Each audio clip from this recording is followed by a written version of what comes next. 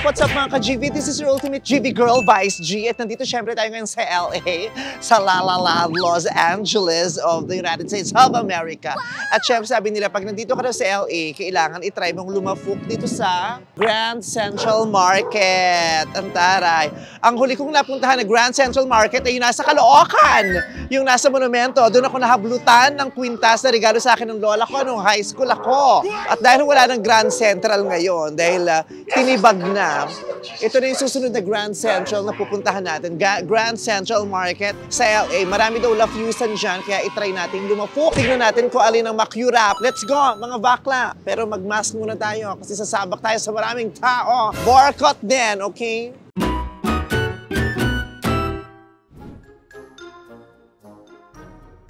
Market nga, mama. Palengke.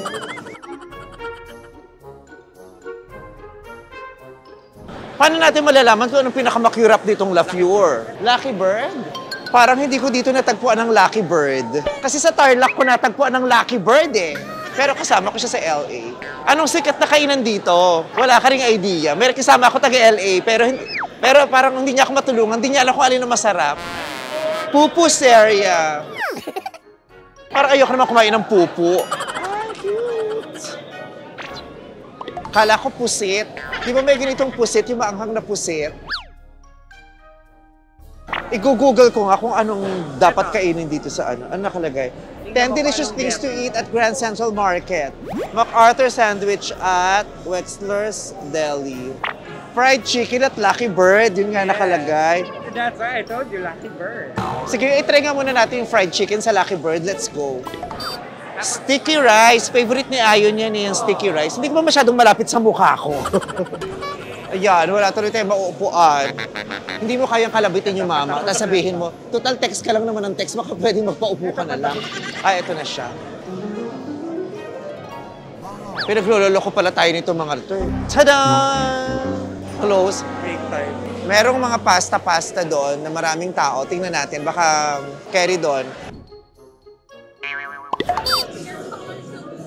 Thank you. Oh, ang ganda ko daw.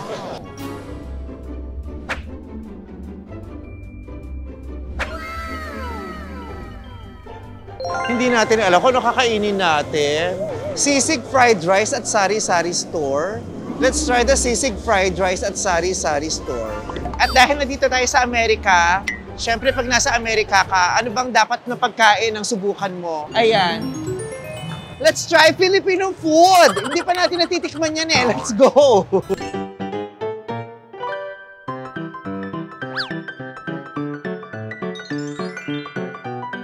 We're here at Sari Sari Store. In fairness, nakaka-proud kasi pila. Hello. I order for 3 sisig fried rice. Would you like to try a spicy buko pot? Okay, we'll try that. How much? It's $59.79.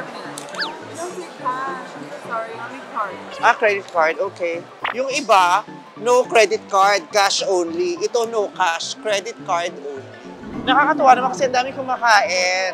At hindi yung mga Pinoy yung kumakain. So, ibig sabihin, nabebetan ng mga non-Pinoys yung Filipino food. Titignan natin kung Pinoy nga ang lasa. Kasi, papansin ko naman, parang hindi naman mga Pinoy yung mga nagtatrabaho. Taray ng mga pa-order. May buko pie, arroz caldo, halo-halo, at may adobo, at lechon kawali. Chikahay natin si ate girl. Tingnan natin kung mag-chika natin. Hi. Excuse me, can I bother you for a while? Are you American? Yeah. So, have you tried Filipino dish already? Is this your first time or you have tried it for... I've had it before. What Filipino dish have you tried before? I can't remember. My friend is Filipino, so he Oh. makes food. Lumpia, of course. Lumpia. Did you like it? Yeah. Okay. What did you order? Pinoy barbecue. Pinoy barbecue. Do you always eat here? No, I've never been here before. I'm visiting from San Francisco.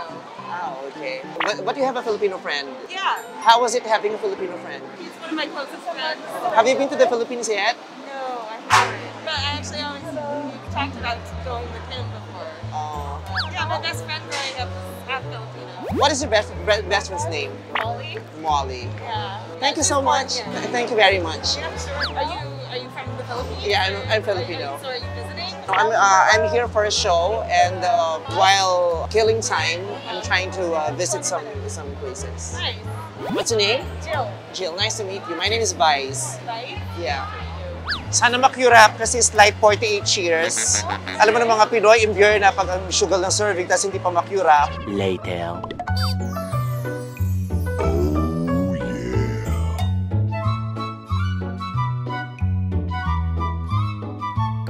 So ito na yung sisig rice. Parang hindi naman siya sisig. But let's see. Let's see kung lasang sisig nga siya. Nakahati, nakalahalo na siya dun sa ano.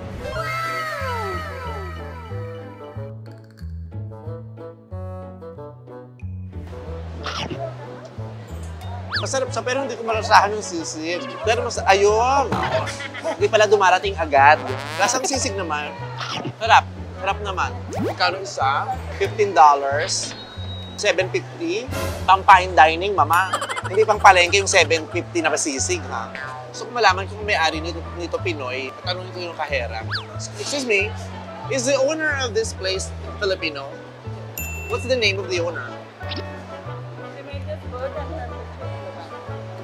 Nancy Silverton. Thank you very much. Marami pala siyang laman sa ilalim. Sinusigahan ko siya agad eh. Kala ko puro kanin eh. So, i-try naman natin yung buko pie. Mas scary to kaysa sa the famous Colette's, the original. Ay, pero malambot.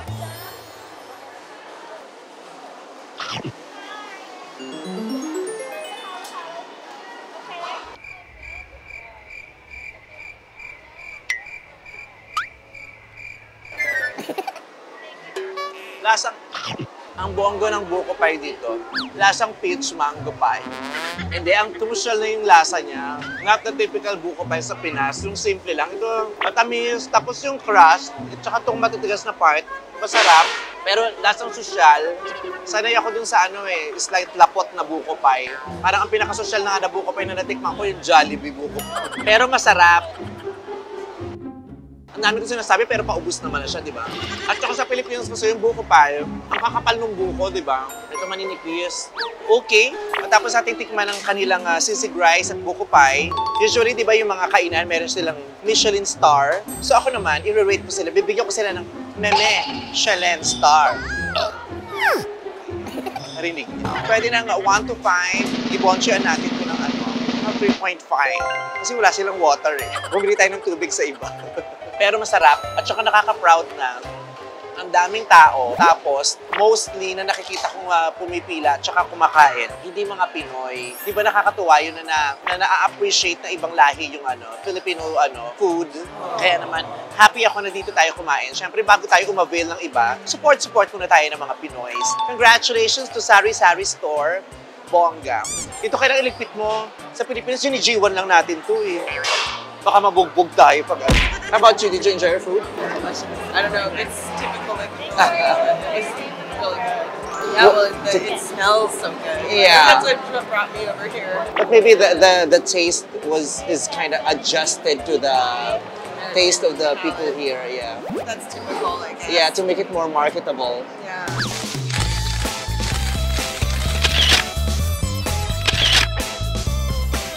Ang lungkot-lungkot naman ng pakwan.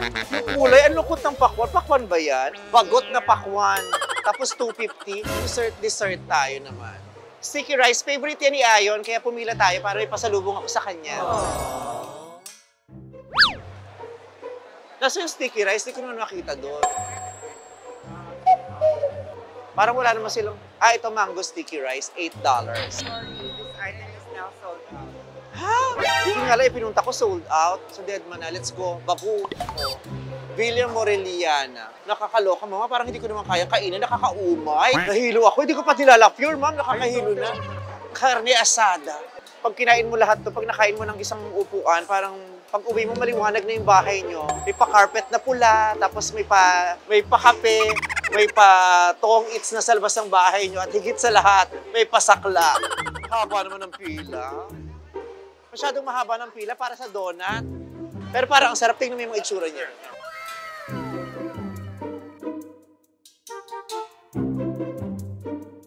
So ayun, na-try ko ng Lumafure dito sa Grand Central Market. Ano siya, maligalig, ang daming tao. Pero natuwa ako kasi may nakita tayong Filipino store at ang daming tao. Although hindi masyadong Pinoy yung lasa kasi syempre parang in-adjust na dito yung lasa niya para mas maging marketable. Pero pasok pa rin naman. Yun nga lang, wala tayong ibang natikman. Filipino food pa rin natikman natin. Gusto ko sana i-try yung sticky rice pero wala naman. Nga unshami. So, let's try again next time. So, eto ang ating Grand Central Market tour. Okay, nandito naman tayo sa Pink's Hollywood. Ang chika, makirap daw ang hotdog dito, mga bakla. Hi, hello. Nice to meet you. They're the owners. Hello, nice to meet you. They're the owners of Pink. Oh, it's a privilege to meet the owners. Our celebrity wall of fame. They need your photo for our celebrity wall. Oh my God, it's gonna be an honor, a big honor. Thank you very much. Oh, Pink's loves bicycle. No! Oh, that's a lot. Oh my God, that's a lot. Ang dami, nakakaloka. Tingnan mo nga naman, oh. Ang dami. So, we're gonna try 5 special flavors of Pink's hot dogs.